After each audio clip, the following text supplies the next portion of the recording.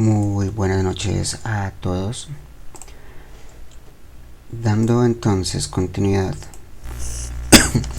al curso de metagenómica de 0 a 100, vamos a ver entonces la sesión número 13, la sesión de anotación funcional de metagenomas. Dando inicio entonces a una de las ramas de bioinformáticas del curso.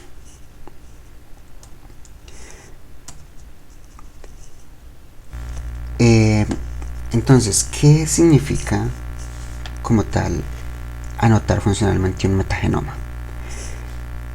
La anotación funcional de un metagenoma podríamos decir que es el proceso de asignar un significado biológico a su secuencia, ¿cierto? A las secuencias que tenemos.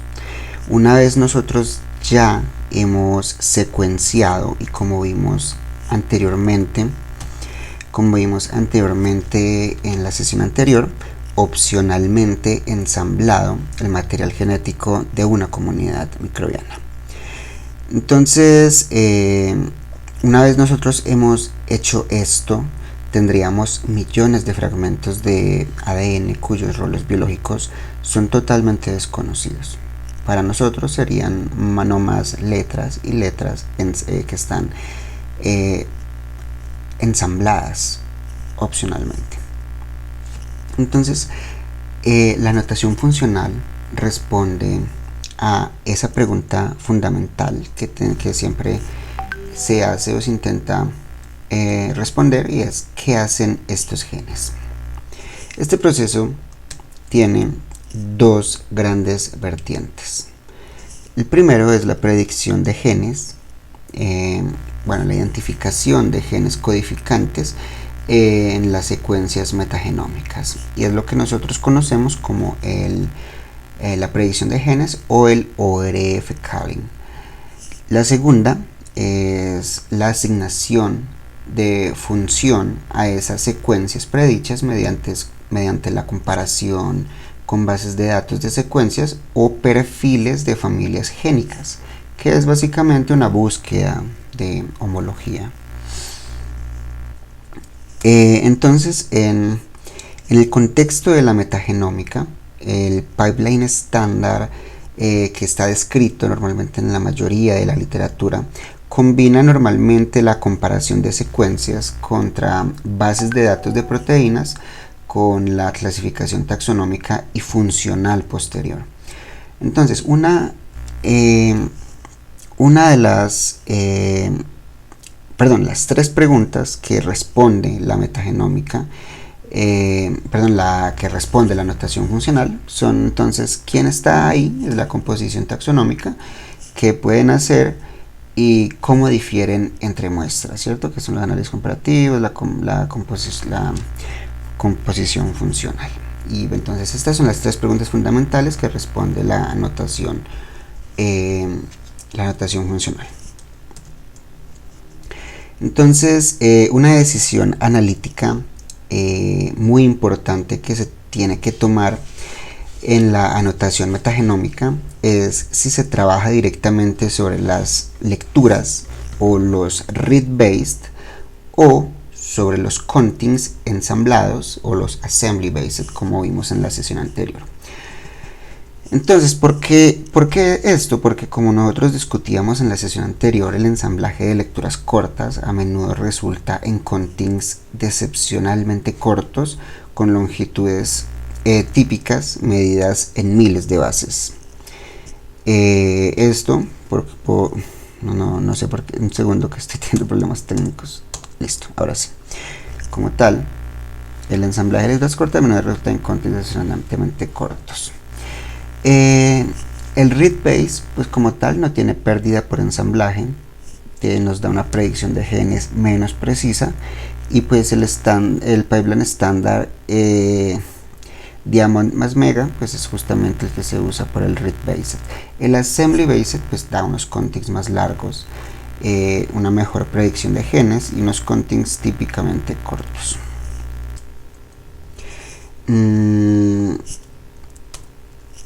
Para ello, para nosotros poder dar contexto a todos los algoritmos de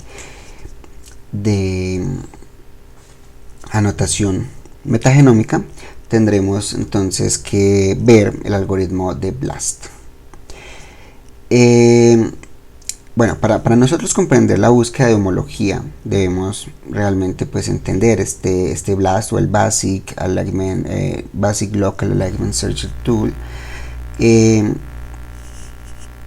Este es el algoritmo de búsqueda de similitud de secuencias más utilizado en la bioinformática.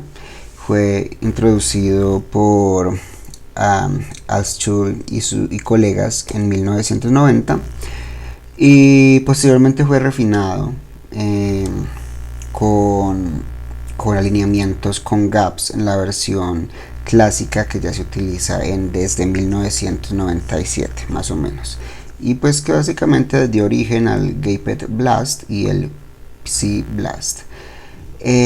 Entonces el problema que resuelve el algoritmo de BLAST, o bueno, el problema computacional que resuelve, es que dado un query, ¿cierto? Siendo el query nuestra secuencia de consulta y una base de datos de decenas de millones de secuencias con miles de millones de nucleótidos, entonces cuáles secuencias en la base de datos son significativamente similares al query. Entonces una alineación exhaustiva con el algoritmo de Smith-Waterman, ¿cierto?, que vendría siendo el alineamiento local óptimo, sería matemáticamente ideal, pero computacionalmente imposible a este nivel de escalas. Entonces BLAST usa una heurística que es básicamente una heurística de tres fases: el list, el scanned y el extend. Esto es rápido y mantiene igualmente la alta sensibilidad. Entonces el list básicamente es compilar palabras con puntuación mayor o igual a numeral t. Bueno, ahorita lo vamos a ver con mayor profundidad.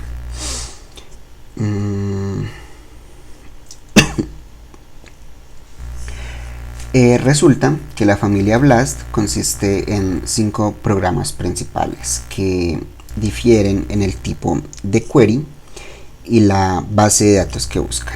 Entonces tenemos el BLAST-P, proteína, en donde nuestro query o la entrada es una proteína y la base de datos que usa es una proteína. Entonces este utiliza un espacio de 1 porque es una proteína versus proteína. Luego tenemos el BLAST-N, que el query es ADN y también ARN, ¿cierto? ADN y ARN. La base de datos ya puede ser ADN o ARN, ¿cierto? Aquí el espacio sigue siendo pues el mismo, nucleótido versus nucleótido, un espacio. Luego tendremos a BLAST-X, que el query es el ADN con sus 6 marcos de lectura, con 0, con +1, +2, +3, -1, -2 y -3. Y la base de datos es una proteína. Aquí entonces tendríamos ADN traducido en 6 marcos versus proteína Entonces tendría 6 espacios porque son 6 marcos de lectura del query. Luego tenemos el tBLAST-N, donde el query es una proteína y la base de datos es ADN, pero en sus 6 marcos de lectura. Entonces pues tenemos proteína versus ADN traducido en 6 marcos, es decir, 6 espacios. Luego tenemos a tBLAST-X, que es ADN en 6 marcos y una base de datos de ADN también de 6 marcos, entonces ambos traducidos, es decir, 36 espacios de búsqueda. tBLAST-X explora 36 espacios de búsqueda, es decir, 6 marcos del query y 6 marcos del subject, lo que lo convierte en el más intensivo computacionalmente y raramente usado en pipelines metagenómicos de alta escala. En metagenómica shotgun tenemos lecturas o countings de ADN. Entonces la estrategia más sensible para detectar homología funcional es BLAST-X. Porque aquí se traducen las secuencias de ADN en los 6 marcos de lecturas posibles, que serían los 3 directos y los 3 reversos, y se comparan con una base de datos de la proteína, de proteína. Esto detecta proteínas homólogas incluso cuando la divergencia nucleotídica es alta, pero se conserva la similitud de aminoácidos. También hay que tener en cuenta que es más sensible comparar secuencias de proteínas que comparar secuencias de nucleótidos traducidas contra una base de datos de proteína, porque los alineamientos de aminoácidos contienen más información que los alineamientos de nucleótidos, porque recordemos, el ADN es degenerado y existen este tema de los cambios sinónimos y no sinónimos que nosotros veíamos en una sesión dedicada a evolución. Bueno, entonces ese es básicamente el por qué el BLAST-X es metagenómica. ¿Qué más podríamos hablar de esto? Pues creo que se abordó completito. Entonces, ahora sí vamos a ver este tema de los del algoritmo de BLAST un poco en detalle, ¿sí? La fase 1 para el algoritmo de BLAST es el list, la compilación de palabras. Para proteínas, cada palabra de longitud, por ejemplo, W de word en inglés o palabra en inglés, 3, es decir, 3 aminoácidos, se selecciona entonces de la secuencia de consulta y se compila una lista de palabras con puntuaciones basadas en BLOSUM 62, que recordemos que es el estándar, mayores o iguales a un umbral T. Esto del umbral T ya lo vamos a explicar. Típicamente este umbral es de 11 a 12. Y bueno, el espacio de palabras de longitud 3 sobre los 20 aminoácidos. Entonces esto sería una matriz. Recordemos que las matrices entonces serían 20, si son 20, entonces son 20 palabras, porque una palabra por aminoácido, y si son de longitud 3, entonces podríamos tener, es un problema de combinatoria, serían 20 elevado a la 3, 20 elevado a la 3, 8000, serían 8000 palabras posibles. Entonces el tamaño del parámetro del umbral T controla la sensibilidad. Entonces un T bajo, vamos a ver, ahorita lo podríamos ver aquí, por ejemplo, un T bajo, porque significa que más palabras similares se incluyen en la lista de búsqueda, aumentando obviamente la sensibilidad, pero reduciendo la velocidad porque se procesan más extensiones. Eso lo van a empezar a unir, a hilar en el transcurso. No sé si suena un poco complicado, no se preocupen, tenemos que desarrollar algunos conceptos, pero cuando se desarrollen estos conceptos van a ser más fácil de entender. Por ejemplo, para entender esto de la palabra, ¿cierto? Tendríamos entonces LWG, entonces son una palabra de 3. Esto sería leucina, triptófano y glicina. Entonces, dada la palabra LWG con BLOSUM 62, recordemos que es el estándar, se calcula la puntuación de todas las palabras cercanas. Entonces, las palabras se puntúan mayor o igual a T. Todas las que puntúan mayor o igual a T se incluyen en la tabla que es la tabla hash de búsqueda, ¿cierto? Entonces, ¿qué es esto más que una forma formal de decir que se incluyen en la búsqueda? Pues sí, son similares. Por ejemplo, LWG es un más 17 porque es un match exacto, es una coincidencia exacta. Y WG es un más 16. Recordemos que la isoleucina es igual a, bueno, es similar a la leucina, y tenemos que también tener en cuenta esto que nosotros veíamos en nuestra sesión sobre polaridades de los aminoácidos, que pues se hace una matriz de sustitución. También te tienen en cuenta estas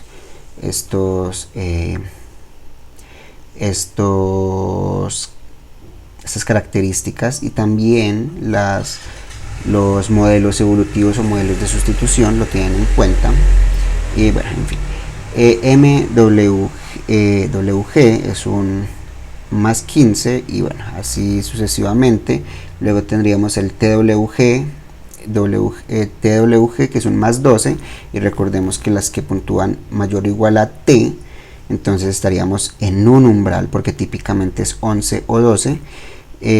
LWA, sustitución en la posición 3, podríamos ver entonces que habría que estaríamos reduciendo la puntuación.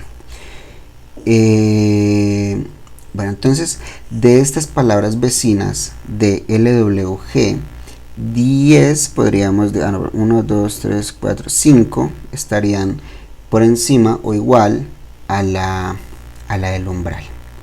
Entonces, para BLAST-N, porque BLAST-N es de nucleótidos, el mecanismo es distinto. En lugar de vecinos con puntuación, se exigen coincidencias exactas de palabras de tamaño W11. Entonces, por defecto es W11, pero igualmente puede ser ajustable como, pues, no sé, a 7 o 15 para modificar la sensibilidad que nosotros queramos. Pero bueno, aquí estamos hablando de BLAST-X porque, como les decía, es el estándar y aumenta la sensibilidad.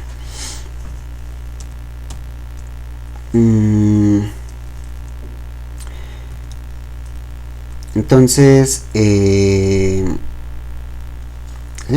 ya aquí podríamos ver entonces el efecto de T sobre los alineamientos. Por ejemplo, un T de 3 nos estaría dando muchos resultados porque como podríamos ver, los vecinos no necesitan ser tan exactos, porque si es un T igual a 3, pues casi que hasta unas sustituciones darían el T. Mientras que T11, que es el por defecto, 11 o 12, daría como ese lugar donde no es tan estricto, pero tampoco tan permisivo. Mientras que un T15 ya vendría siendo muy insensible, ya deben ser match muy exactos.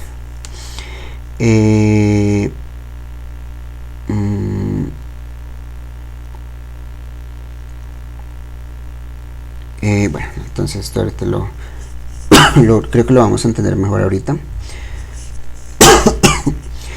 Una disculpa. Bueno, entonces la fase 2 de esto es el scan and extend, escaneo y extensión. Entonces, una vez nosotros tenemos compilada las listas de palabras del paso anterior, de las que cumplieron, el sistema busca coincidencias en la base de datos mediante la tabla hash que se creó y que está basada en un índice invertido, ¿cierto? Donde cada palabra se asocia a las secuencias que la contienen. Cuando se detecta una coincidencia o un hit, el algoritmo extiende el alineamiento en ambas direcciones. Y ahí es donde surge el método de 2 hits o el two-hit approach. Este enfoque de los 2 hits acelera enormemente el tiempo requerido para hacer una búsqueda BLAST. porque cuando se compara con el enfoque de un hit, el método de 2 hits genera en promedio aproximadamente 3 veces más hits, pero el algoritmo luego necesita realizar solo una séptima parte de las extensiones. Entonces, básicamente, ¿qué me está diciendo?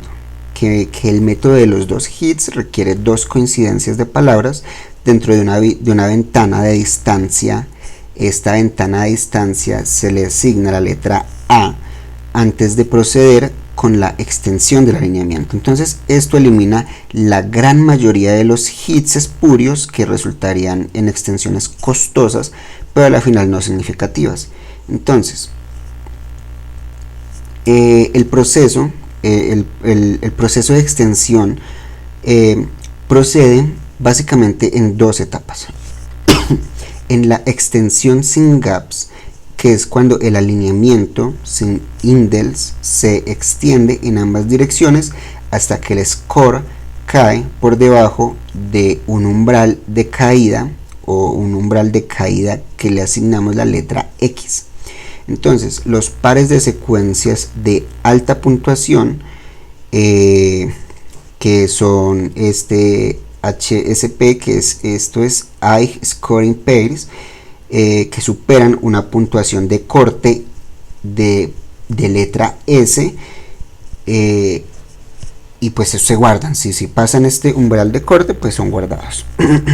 Luego tenemos las extensiones con gaps.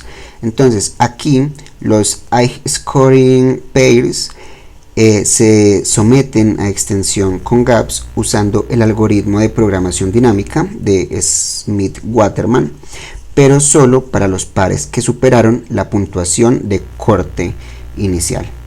¿Qué quiere decir esto? Que hay un corte inicial. Para esto es bueno entender que BLAST no encuentra todos los alineamientos posibles. BLAST es una heurística, unos atajos, no un alineador óptimo. Su propósito principal es buscar similitudes en bases de datos masivas muy grandes, y está afinado para rendimiento a expensas de la exhaustividad. Además de se me fue la paloma, no, además, al crecer la base de datos, la tasa de falsos descubrimientos aumenta más rápido de lo que la mayoría de los analistas quisieran asumir. Y entonces, pues, sí, entre más grande es la base de datos, hay una tasa más alta de falsos descubrimientos. Bueno, aquí aterrizamos a el eValue. ¿Qué es esto del eValue?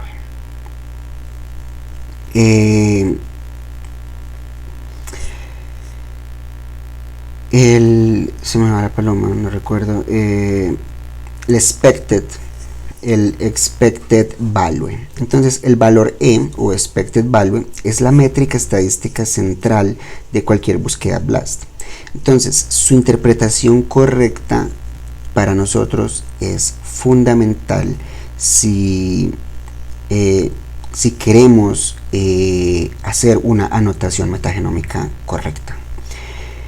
Entonces, el eValue, pues formalmente se puede decir que se refiere al valor esperado, que es el número de alineamientos diferentes con puntuaciones equivalentes o mejores que se espera que ocurran por azar en una búsqueda de bases de datos, ¿cierto?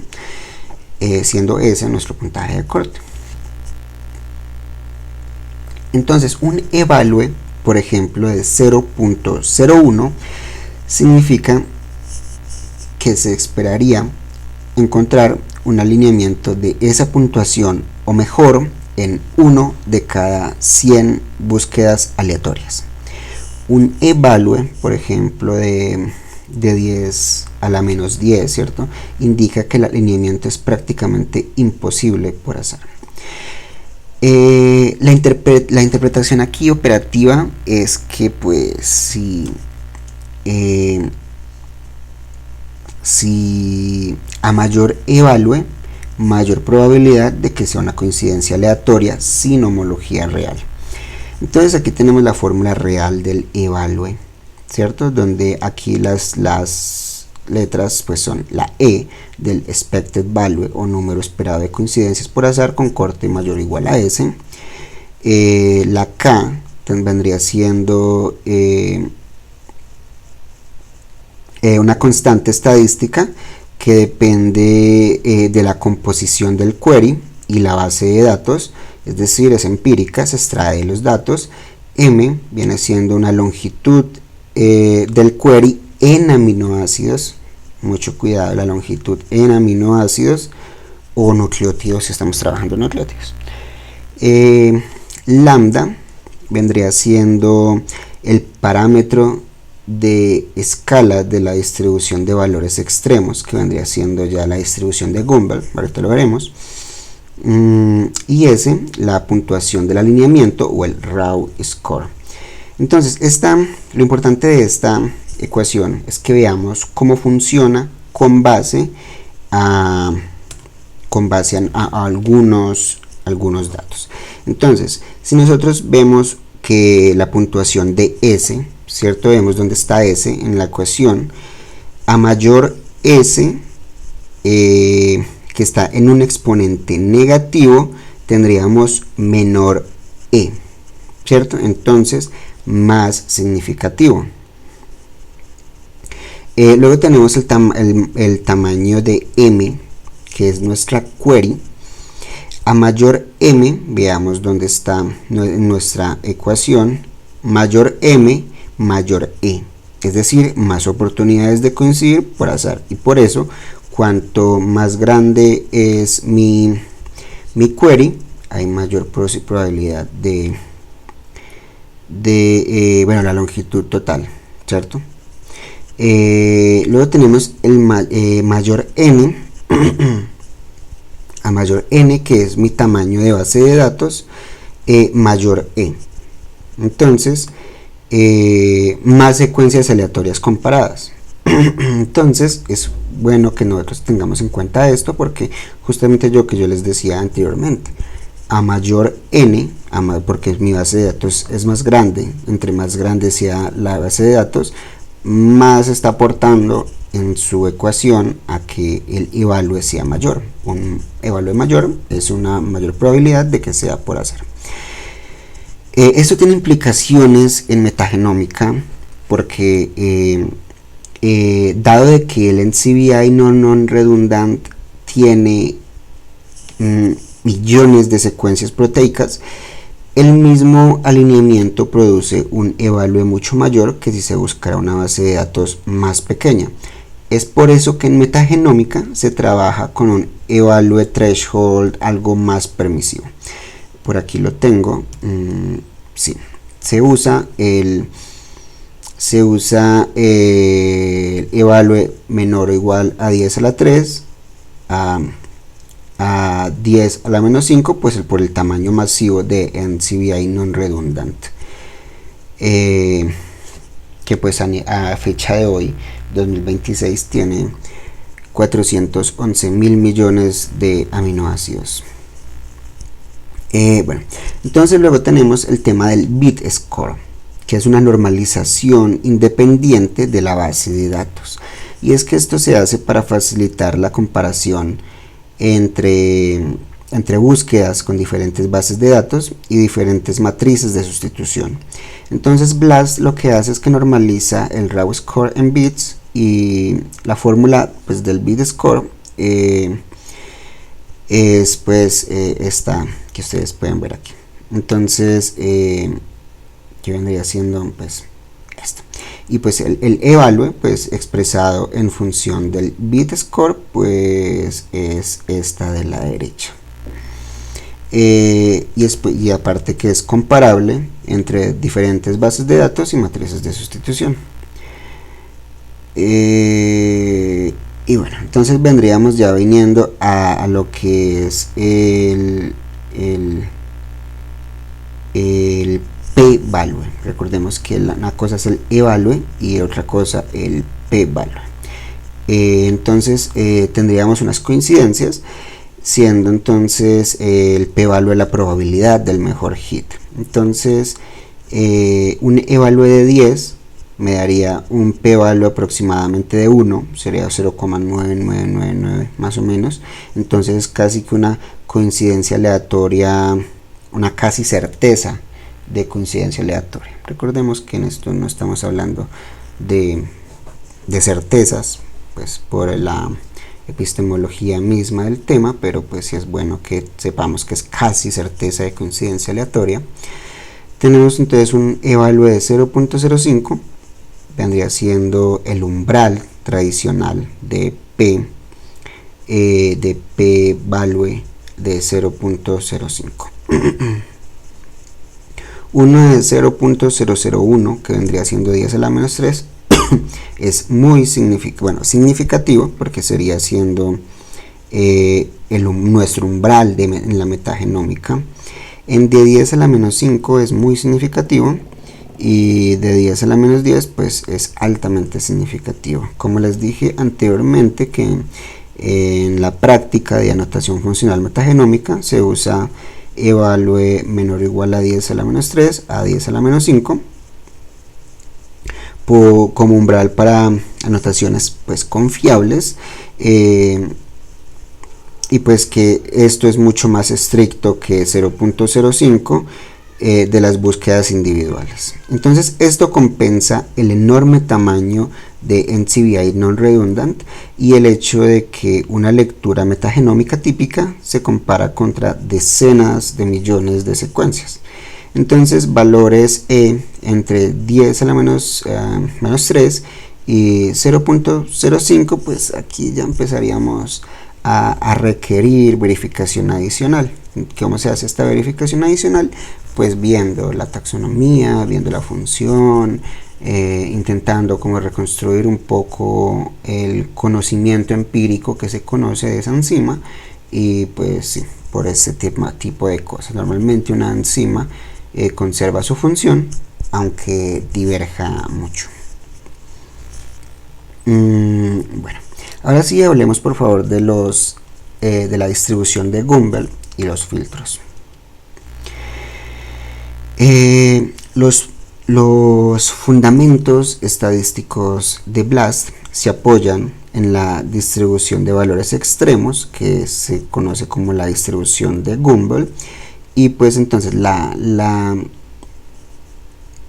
distribución de valores extremos podríamos decir que es asimétrica, con un sesgo hacia la derecha, y por eso vemos aquí nuestra gráfica que tenemos un sesgo hacia la derecha, donde se estira más hacia la derecha.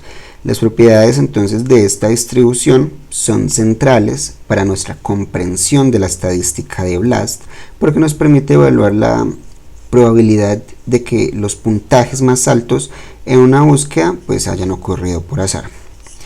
En una búsqueda BLAST contra una base de datos de millones de secuencias, cada comparación produce un score. Lo que nos interesa no es la distribución de todos los scores, sino el score máximo entre todas las comparaciones. Entonces, ¿qué tan importante es ese score máximo de ese score máximo en nuestro análisis? Pues simplemente porque podemos hacer podemos entenderlo básicamente como qué tan improbable es ese score máximo por puro azar, ¿cierto? Entonces la distribución de Gumbel o la distribución de valores extremos tipo 1, esto es tipo 1 porque tiene varios tipos, describe matemáticamente la distribución del máximo de muchas variables independientes, ¿cierto? Entonces, las propiedades de esta distribución, pues básicamente son tres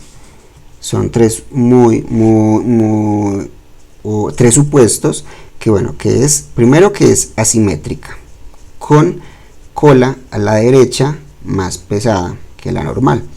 Entonces también nos dice que la mayoría de los scores máximos por azar caen cerca de la moda, ¿no?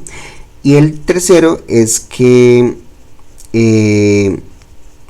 hay una cola de coincidencias que por azar alcanzan scores altos, ¿cierto? Entonces aquí tendríamos los parámetros K y lambda, que son los mismos que nosotros veíamos aquí en nuestra fórmula de E. Esos parámetros K y lambda son precisamente los parámetros de escala y localización de esta distribución, y son estimados a partir de la matriz de sustitución y la composición de la base de datos, es decir, empíricos. Cuanto mayor sea lambda, más rápidamente cae la cola de la distribución y más fácil es distinguir hits verdaderos de hits nulos o de ruido. Luego tenemos el tema de los filtros de baja complejidad. Y una importante fuente de falsos positivos en BLAST son las regiones de baja complejidad composicional. ¿Qué quiere decir esto? Que son secuencias repetitivas o con composición sesgada, como por ejemplo los poly-Q o los poly-Pro, o regiones ricas en un aminoácido. Para proteínas se usa el filtro SEG, y para nucleótidos se usa el filtro DUST. Y pues bueno, el ajuste composicional corrige el hecho de que las proteínas tienen diferentes composiciones de aminoácidos. Bueno, entonces ahora sí, metámonos de lleno en las bases de datos.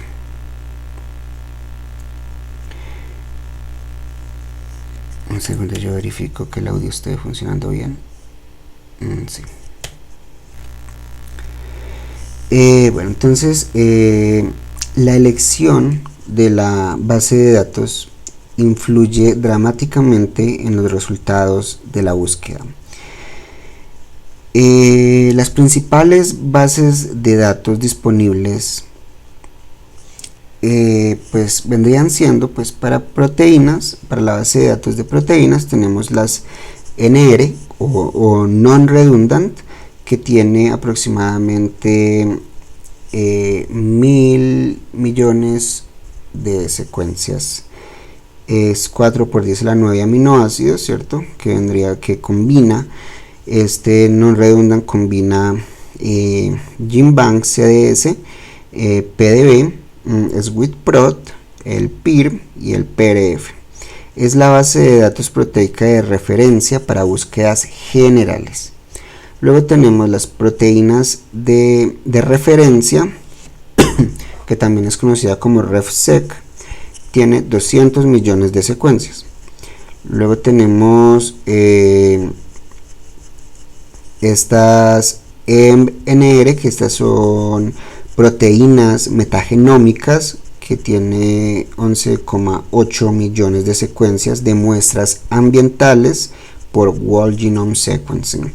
Luego tenemos al UniProt o el SWITProt, recordemos que son lo mismo, con 580.000 proteínas manualmente curadas y anotadas. ¿Qué significa esto?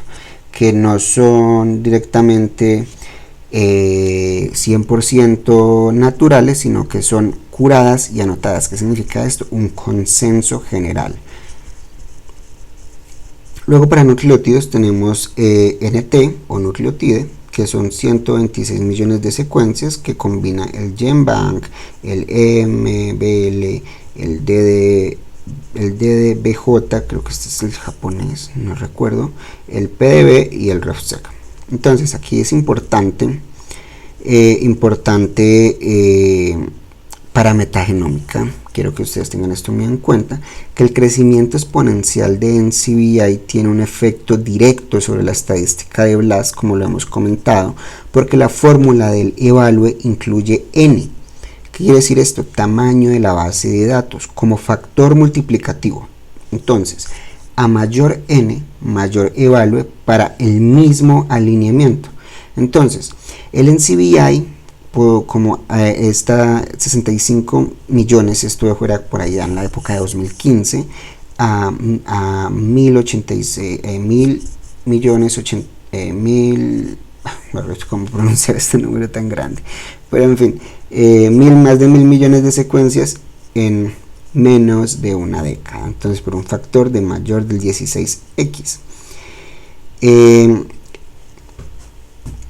estudios metagenómicos longitudinales, esto implica que los evalue no son directamente comparables si la búsqueda se realizó en fechas distintas con diferentes versiones de la base de datos.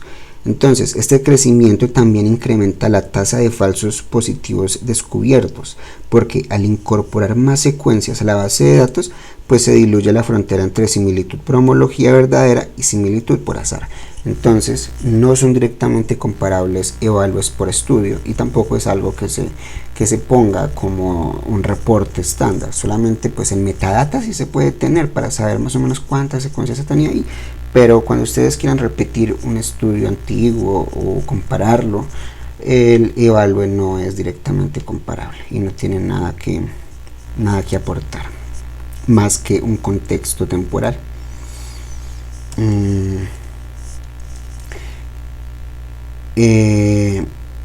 Bueno, la fase 3 que estábamos viendo aquí, la fase 3 que es el extend, pues justamente el extender el alineamiento en ambas direcciones, pues justamente se vio aquí en el scan y extend, nuevamente que lo puse junto. Bueno, ahora hablemos de PSI-BLAST. PSI-BLAST, y bueno, ahorita también vamos a hablar de DeltaBLAST, que son para búsqueda de homología distante. Una limitación importante de del BLAST estándar es su dificultad para detectar proteínas con homología muy distante. Para resolver entonces este problema existen algoritmos especializados como justamente este PSI-BLAST. Este es el BLAST, este BLAST iterativo específico de posición. Esto es un tipo especializado de búsqueda BLAST que a menudo es más sensible, y digo a menudo porque no siempre lo es, que una búsqueda BLAST regular. El propósito de usar PSI-BLAST en buscar en la búsqueda de nuestro sentido biológico, pues es buscar más profundamente en la base de datos para encontrar proteínas distantemente relacionadas que coincidan con su proteína de interés, ¿no? Como nosotros la estemos llamando. Entonces, el proceso de PSI-BLAST opera en 5 pasos y son iterativos. Entonces, el primer paso es que BLAST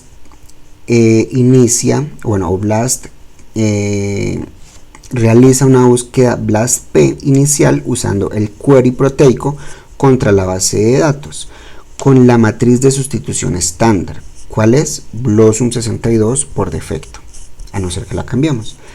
El segundo paso, se construye un alineamiento múltiple de secuencias con todas las coincidencias significativas encontradas en este paso 1. Elimina, recordemos que secuencias idénticas no aportan nada, entonces elimina secuencias redundantes con mayor o igual al 94% de identidad entre sí, las elimina del proceso. Entonces, a partir del alineamiento múltiple genera lo lo que se le conoce como el Position Specific Scoring Matrix. Entonces la PSSM básicamente es una matriz 20, ¿cierto? De 20 por L por 20, siendo L la longitud de nuestro query. Entonces, donde cada posición tiene sus propias puntuaciones de sustitución basadas en la frecuencia observada en el alineamiento. Básicamente es una matriz 20 por 20 por cada aminoácido.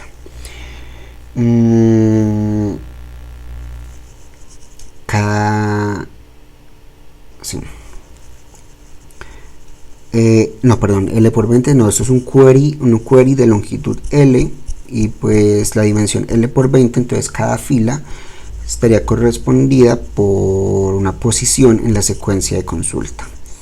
Entonces usa luego la PSSM y no el query original, ¿cierto? No utiliza el query original, sino esta PSSM para buscar nuevamente la base de datos. Esto permite detectar proteínas más distantemente relacionadas y pues básicamente repite el proceso iterativamente 5 veces, acumulando pues más proteínas homólogas en la PSSM con cada iteración. Entonces, para que más o menos veamos el poder de esto es un dato real de un libro, extraído de un libro, no recuerdo de cuál los traje. Si no estoy mal, creo que fue de Pevsner. Pevsner, capítulo 5, creo. Bueno, entonces en la iteración 1 encontró 9 hits, muy pocos, pero en la iteración 4, 207 hits, imagínense. Y bueno, también tenemos que tener en cuenta que hay un problema de corrupción en DeepSeaBlast.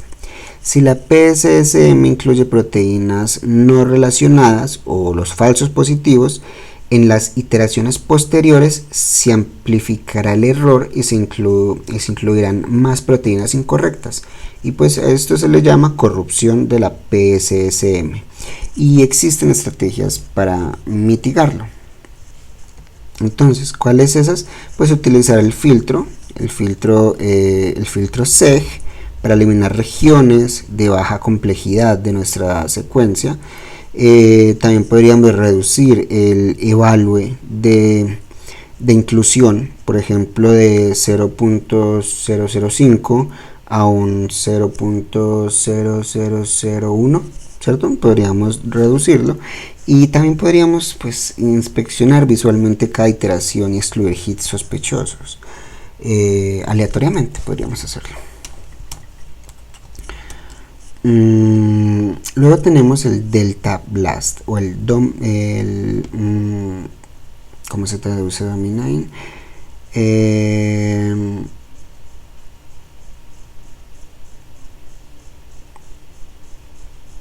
Dominine, bueno, por dominios.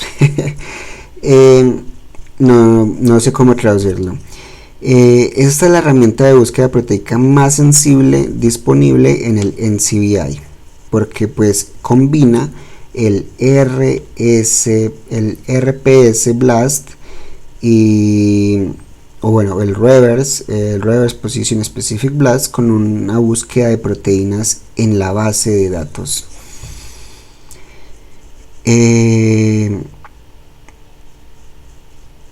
Y aparte, bueno, esto pues básicamente lo que hace es que el Delta Blast comienza esta búsqueda RPS Blast con una biblioteca de PSSMs precalculados, ¿cierto? Que es básicamente de la base de datos de dominios conservados o el CDD, y luego usa esta PSSM resultante para buscar una base de datos de proteínas, ¿cierto? Y pues sí, básicamente eso es lo que hace. Esto tiene ventajas. Por ejemplo, genera PSSMS más completos y precisos, pues usando justamente el CDD, que es el Conserved Domain Database, que es una base de datos de dominios conservados que son muy bien curados manualmente. Es más sensible que BLAST-P y CBLAST para proteínas distantemente relacionadas. Es muy rápido, una sola iteración suele ser suficiente, y produce lineamientos de mejor calidad. Por ejemplo, la beta-globina versus plantas, ¿sí? de extraído de los libros de Pevsner. BLAST-P, un hit significativo con un evalue de 0.024. Recordemos que nuestro límite para una sola viene siendo 0.05.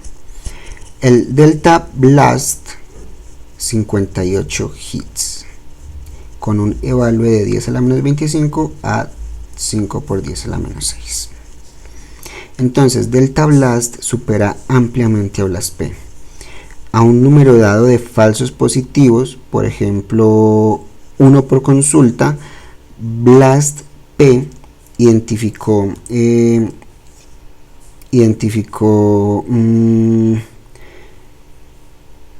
se me va la paloma, identificó 3 veces más homologías que BLAST-P. Sí, una sola iteración, sí. Bueno, entonces ahora sí pasemos a Diamond, que es velocidad en metagenómica.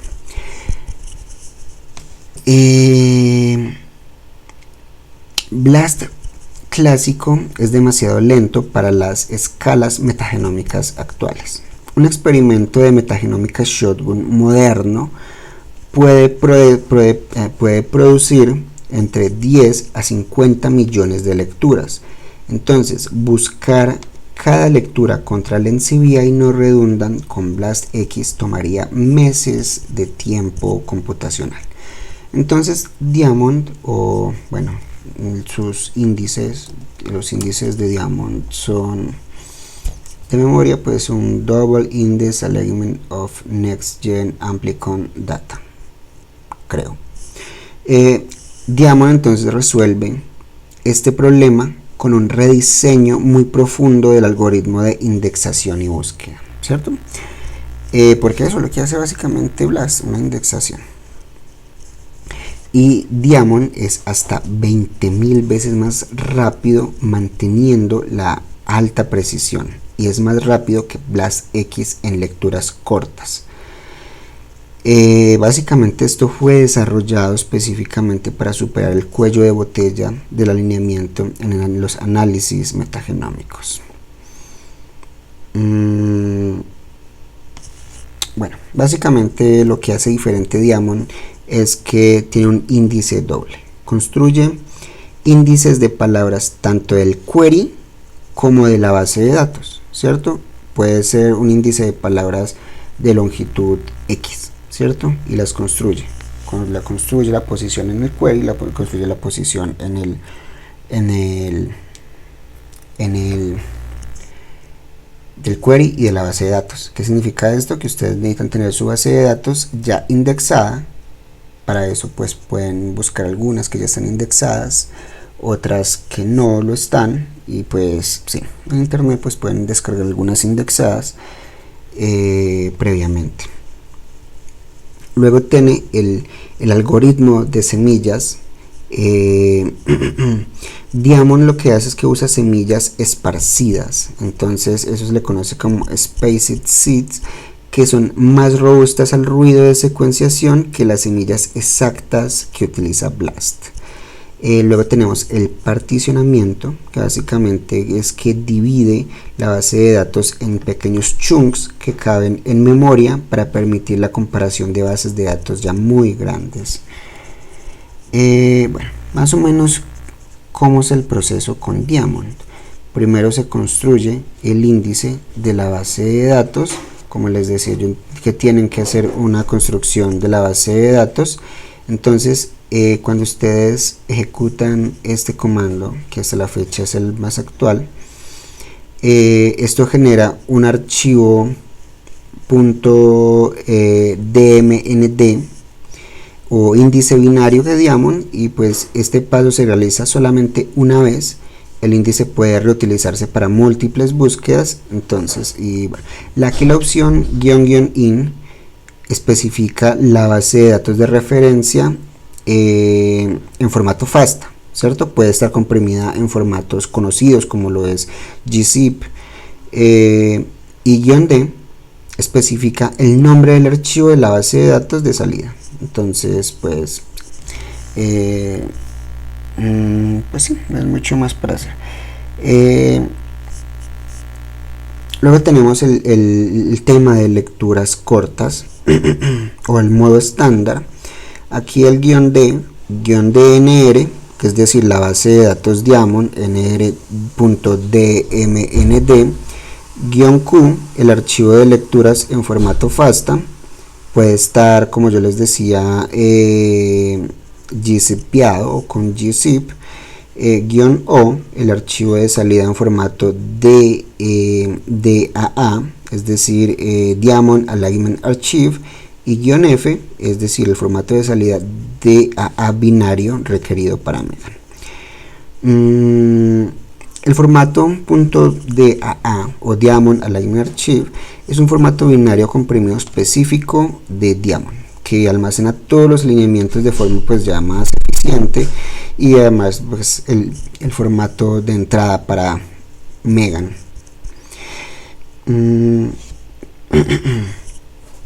Luego, para el tema de lecturas largas o ONT, Oxford Nanopore o Pagvio, que es el modo Frame Shift Aware. Entonces, las lecturas largas de Oxford Nanopore tienen tasas de error de inserción y de lesión del 5 al 15%, lo que genera el tema de los frame shifts frecuentemente en las traducciones de proteínas. Entonces Diamond maneja esto con opciones específicas. Entonces aquí le estaríamos diciendo con -f, que es una penalización por frameshift de 15 puntos, detecta y acepta frameshifts de Oxford Nanopore. Luego tenemos el range calling, que es para lecturas largas que abarcan múltiples genes y reporta el mejor alineamiento por región en lugar de los mejores alineamientos globales. Luego el top 10, que solo reporta alineamientos dentro del 10% del mejor score. Entonces controla mucho lo de la redundancia.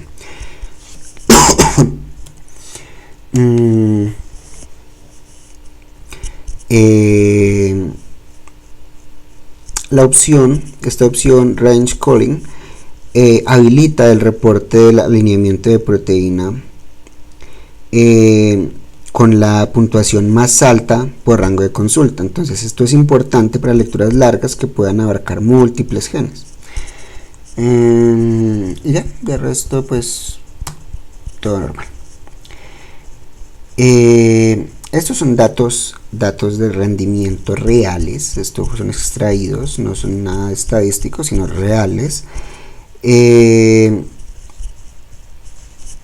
experimento sí se los debo. No recuerdo de qué experimento saqué esto, pero les puedo decir que son totalmente reales.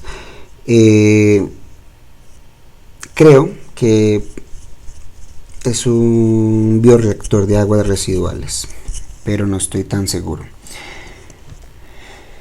Bueno, entonces tenemos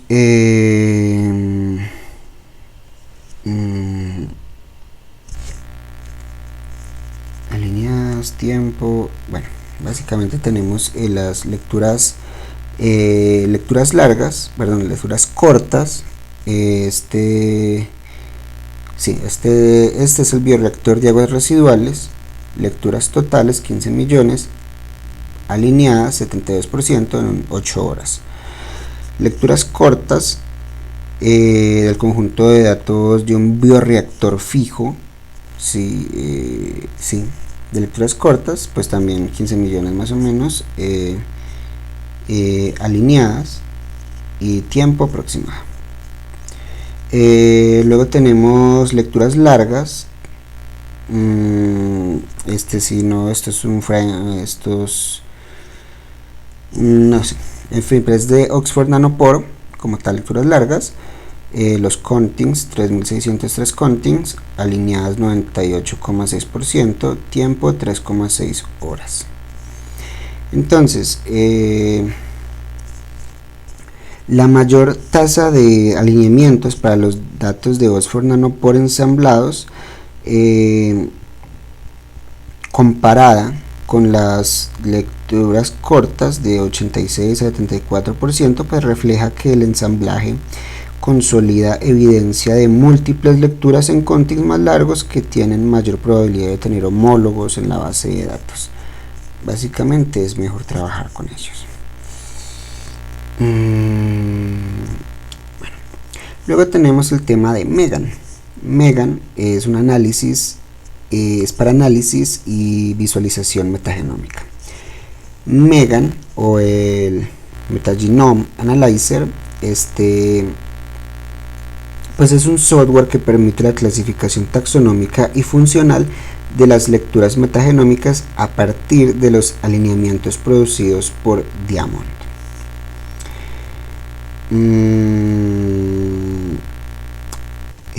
Diamond ha estado por más de 15 años en desarrollo y es la herramienta de referencia para este tipo ya de análisis, y pues acumula una gran cantidad de funcionalidades. Y bueno, entonces el paso para la meganización, como se le conoce, pues básicamente la meganización es el proceso de asignar la taxonomía y función a cada lectura del archivo DAA que se generó en el paso anterior, y se realiza pues con DAA Meganizer. Para lecturas cortas se utiliza este comando, ¿cierto? Y para lecturas largas pues se utiliza este otro comando. Solamente lo único que cambia es que se le pone al final un long range. La base de datos de mapeo, el Megan Map Jan 2021, pues entonces contiene la correspondencia entre cada accesión del NCBI y sus clasificaciones taxonómicas y funcionales en todas las jerarquías soportadas. Esto, pues sí, básicamente son cosas que se obtienen de básicamente es un índice, porque ya todo lo tendríamos de nuestra base de datos y nuestro alineamiento, ¿cierto? Básicamente esto vendría siendo como un lugar donde ya tienen esas clasificaciones anexadas a una función determinada. ¿Qué más podemos hablar de esto?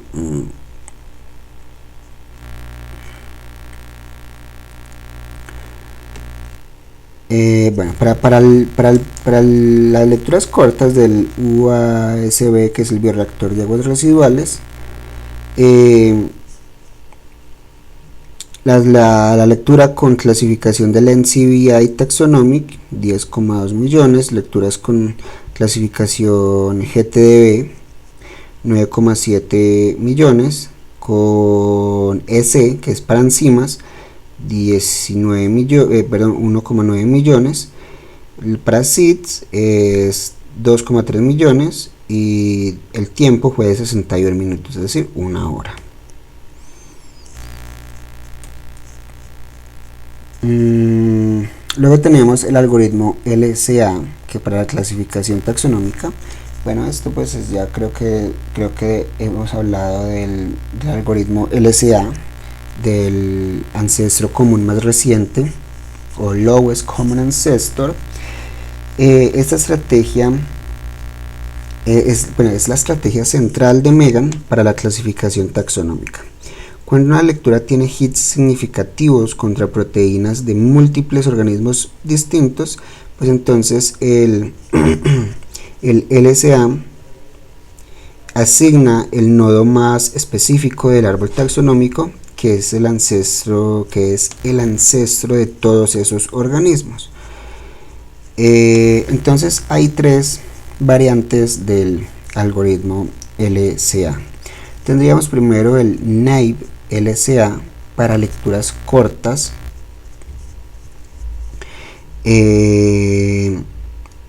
Este es el LCA clásico.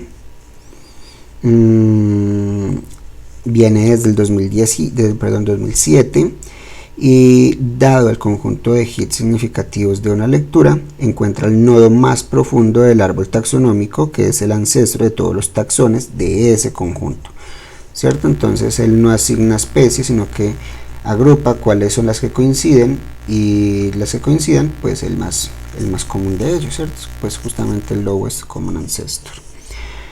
El segundo variante es el weighted LCA para lecturas cortas con diferencias en la calidad de los hits. Entonces, aquí la variación que pondera los hits por sus bit score antes de calcular el LCA. Eso que hace básicamente reduce la sobreasignación a nodos altos del árbol cuando hay un hit de alta calidad claramente dominante, y básicamente hay otros de baja calidad que pues sesgan un poco el árbol. Luego tenemos el Interval Union LCA para lecturas largas y contings. Entonces este algoritmo maneja múltiples genes por secuencia. Entonces realiza la clasificación funcional localmente para cada grupo de alineamientos superpuestos. Entonces, para lecturas largas, obviamente esto es para lecturas largas que pueden abarcar varios cientos de kilobases, entonces distintas regiones de la lectura pueden corresponder a genes diferentes con diferentes taxonomías. Entonces este Interval Union LCA divide la lectura en segmentos según los alineamientos y aplica el LCA independientemente a cada uno de esos segmentos. Hay unos parámetros ajustables del LCA en Megan. Uno es el Mean Score, el Max Expected, el Mean Percent Identity. Bueno, el Mean Score pues es el score mínimo de bit para considerar un alineamiento. El Max Expected pues es el evalue máximo para considerar un alineamiento. El Mean Percent Identity es la identidad mínima de aminoácidos. El Top Percent, aquí pues el 10% en este caso, ignora alineamientos cuyo bit score no esté dentro del 10% del mejor score, o más precisamente X%, porque se puede poner. Luego tenemos el Mean Support, o el número mínimo de reads para visualización de un taxón, o para visualizar un taxón.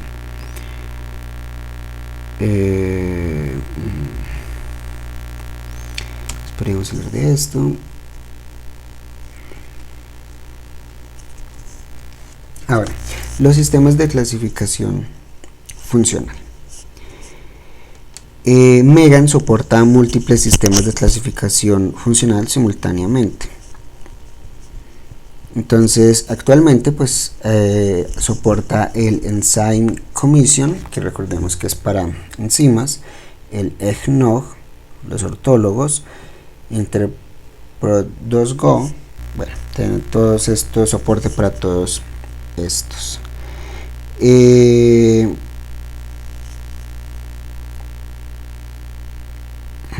Pues sí, básicamente de estas bases de datos pues yo creo que ya las hemos manipulado y entendido.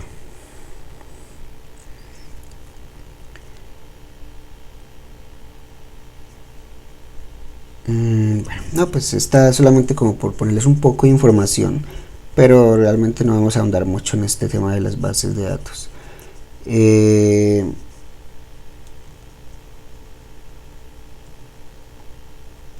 Igualmente tendrán la diapositiva por si quieren profundizar en este tema. Aterrizamos entonces en la diversidad alfa y beta, y es que Megan proporciona opciones para calcular la diversidad alfa. Recordemos que la alfa vendría siendo Shannon y Simpson, y la diversidad beta, que es entre muestras, que vendría siendo Bray Curtis, Jensen, Shannon, Jacquard, en fin. Nosotros ya hablamos de esto en una sesión, solamente lo traigo como porque lo tengan en cuenta. Bueno, Megan, el manejo de lecturas largas de Megan, pues sabemos que las lecturas largas de Oxford Nanopore y PacBio tienen tasas de error que producen los frameshift en alineamientos de proteínas. Entonces Megan me proporciona una herramienta específica para este problema. Megan analiza básicamente los frameshift reportados en los alineamientos de Diamond, pues recordemos que con el parámetro F15, y luego genera un algoritmo de corrección que identifica y elimina los frameshifts espurios. Entonces este paso pues se hace con este comando. Con este comando pues donde justamente el FSC activa la corrección de frameshift para extraer contings de ONT corregidos por taxones de la base de datos del GTDB.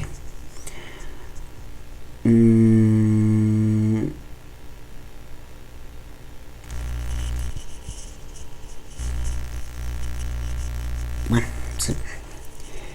Luego tenemos una base de datos alternativa que básicamente es una base, la base de datos del NCBI no redundan, crece muy continuamente, haciendo que las búsquedas con Diamond sean cada vez más lentas, lo que hace que para proyectos enfocados en procariotas exista una alternativa mucho más eficiente. Entonces la base de datos de ANOTRI se enfoca en genes asociados con bacterias y arqueas y es adecuada para aplicaciones en metagenómica. Es solamente un cuarto de tamaño, tiene un cuarto de tamaño a 2019, si no estoy mal, o de 2018 tenía un cuarto de tamaño de no redundan. En este momento yo creo que es mucho más pequeña, pero tocaría ver.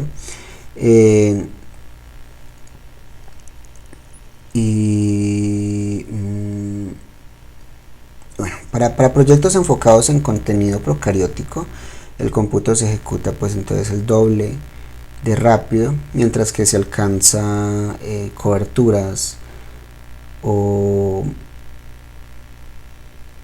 se alcanzan tasas similares de asignación de lecturas a clases taxonómicas y funcionales. Y aquí podemos ver una diferencia: 199 minutos contra 655 minutos para unas cantidades muy similares.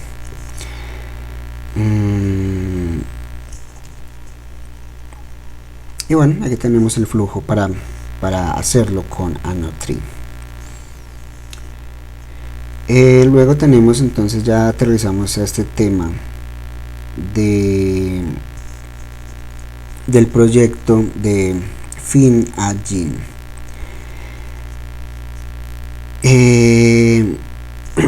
Esto, bueno, más que un proyecto, también es como un ejercicio pedagógico, porque el FIN-AGIN Project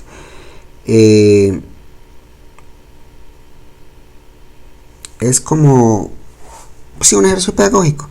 Los principales beneficios de este proyecto, entonces, de encuentra un gen como herramienta pedagógica, pues básicamente primero requiere que sepas cuándo y cómo usar la familia principal de programas BLAST, ¿cierto? Es bueno que ustedes vayan, lo hagan, es un ejercicio pedagógico muy simple, muy ilustrativo.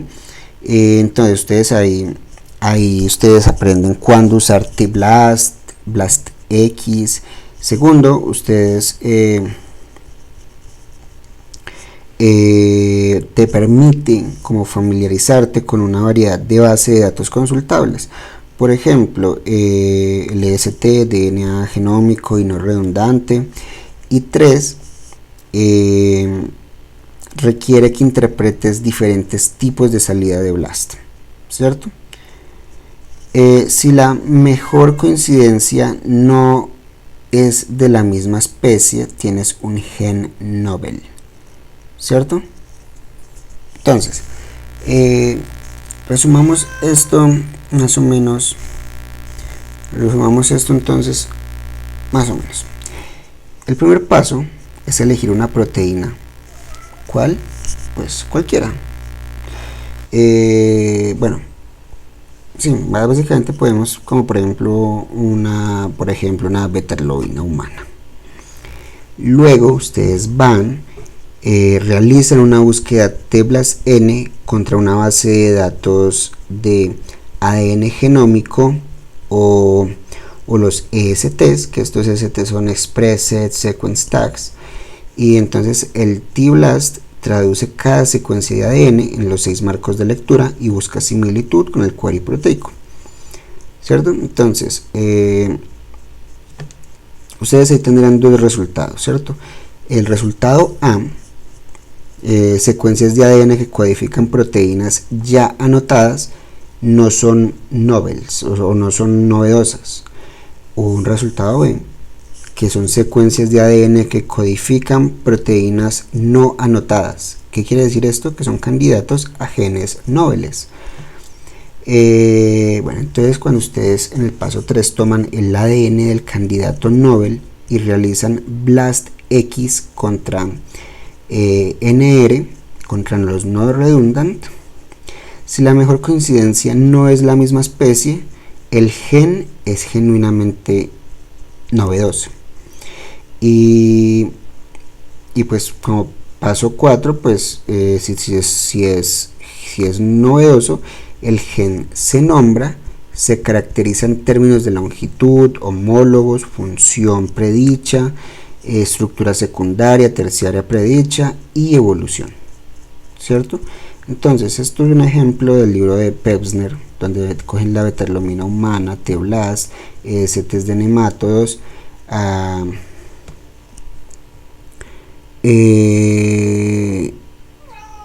la mejor coincidencia del EST pues fue una anguilicola de la NCBI no redundant, es una hemoglobina de vertebrados o las anguilas europeas, si no estoy mal, no una arlobina de A. crassus previamente descrita. Esto confirma que es un gen novel, ¿cierto? Entonces, una hemoglobina de nemátodo no anotada previamente, más o menos haciendo eso. Entonces, usando este accession como consulta, una búsqueda de BLAST-X en NR reveló coincidencias con beta-arlobinas conocidas. Entonces la mejor coincidencia fue con la arlobina de vertebrados. Sin embargo, dado que no hubo coincidencia de una arlobina de A. crassus, esto sugiere que el proyecto encuentra un gen, resultó en la identificación de secuencias de ADN que codifican una arlobina de nemátodo previamente no descrita. Básicamente esto es el proyecto FIN-AGENE. Bueno.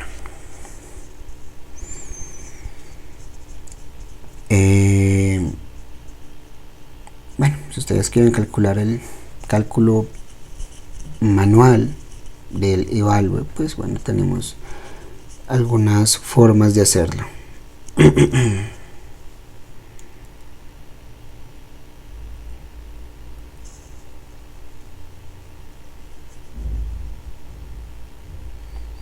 Bueno, cosas que ya sabíamos, que un evalue no describe la calidad del alineamiento.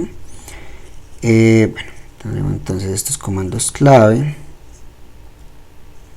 referencias, y bueno, cualquier tema de preguntas que tengan podrán ser atendidas mediante correo o WhatsApp.